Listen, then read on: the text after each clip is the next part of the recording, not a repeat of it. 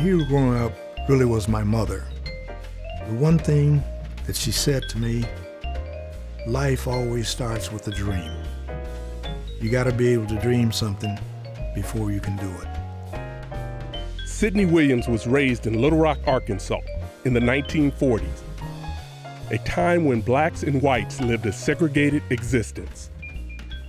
When you talk about segregation, it just meant that we couldn't go into places marked for white only. You were asked to back down from any confrontations with white people. You simply followed the rules and you stayed out of trouble. Even though schools were segregated in Little Rock, the teachers were of high quality. They insisted that you study, you do your work, and they didn't take any malarkey. Most important is that they believed in you. There was no assumption that you could not learn something or were incapable of doing something or becoming what you wanted to be. After school one day, I think I was in the 6th grade, I heard there was going to be some football played out on the south end with some larger guys, and I went out there and I played in that game and must have had a pretty good game, because when it came back, people were saying, well, geez, did you hear about this guy, Sid Williams? He's going out for football next year. He's just in the 7th grade.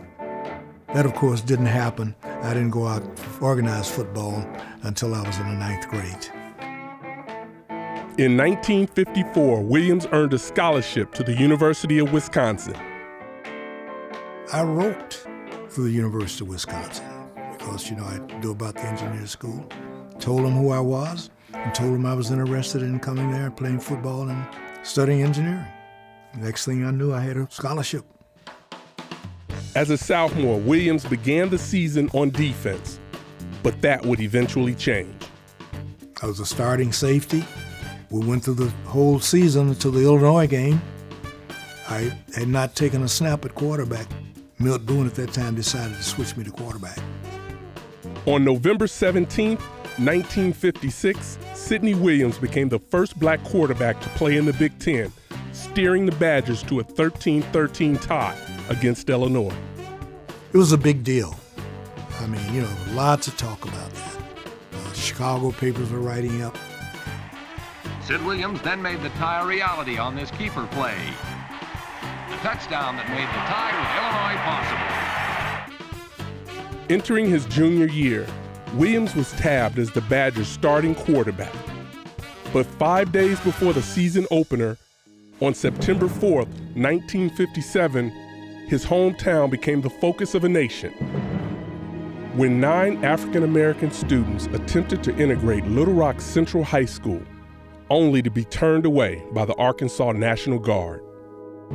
I was worried about it because I knew most of those kids. I was saddened by the fact that it was happened, but fortunately, I was able to put that aside as we were preparing for the game and concentrate on the game. But of course, after the game, my thoughts again were back to that, wondering how that was going. And of course, I was worried about my mother because the stuff could very easily spread, but it was a relief when the troops went in there. As a senior, Williams led Wisconsin to a 7-1-1 record. In his career, he passed for 997 yards, 6 touchdowns, and rushed for 300 yards, all the while blazing a new trail for African-American quarterbacks in the Big Ten.